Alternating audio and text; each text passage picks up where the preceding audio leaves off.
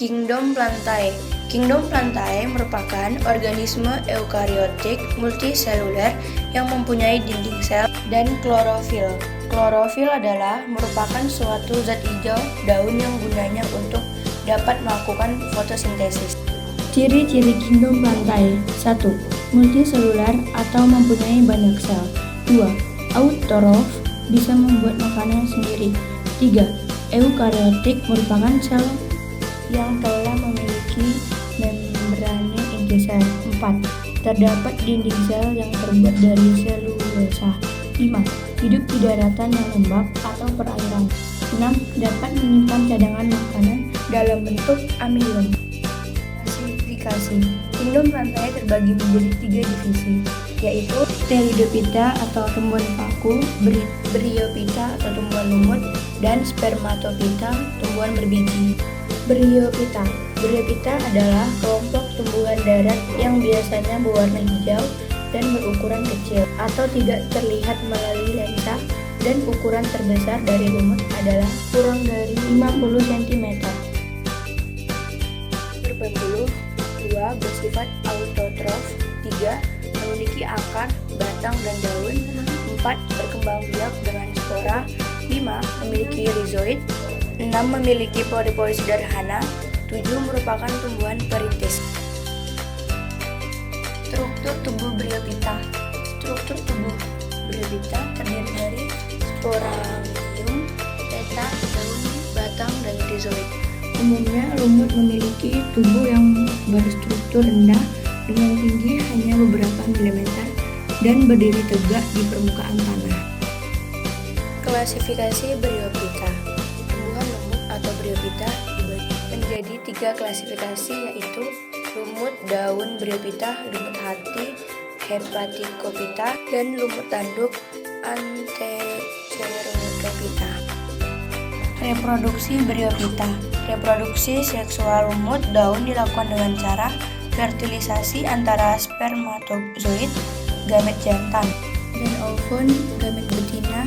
Spermatozoid dihasilkan oleh Antheridium, sedangkan ovum dihasilkan oleh Archegonium. Pteridophyta. Pteridophyta adalah tumbuhan paku yang menghasilkan spora dan umumnya mempunyai susunan daun yang membentuk bangun sayap, serta pada bagian pucuk tumbuhan itu terdapat bulu-bulu. Ciri-ciri Pteridophyta: bisa ditemukan di air, di tempat lembab, menempel pada tanaman lain, sampah, atau sisa tumbuhan lain. Tidak menghasilkan biji, punya spora untuk berkembang biak, mengalami metagenesis atau pergiliran keturunan. Struktur tubuh Pteridophyta: akar, mempunyai akar serabut, batang rizoma, daun muda, menggulung, daun, makrofil, mikrofil, tropofil, sporofil, berkas pembuluh, xilem, dan floem. Klasifikasi Pteridophyta. Dalam taksonomi, tumbuhan paku dikelompokkan menjadi 4 kelas: Psiloptinae atau paku purba, kelas Lycopodinae atau paku rambut atau paku kawat, kelas Equsetinae, paku ekor kuda, kelas Felicinae, paku sejati. Selain tumbuh di tanah, tumbuhan paku juga tumbuh pada berbagai jenis pohon atau menempel. Reproduksi Pteridophyta.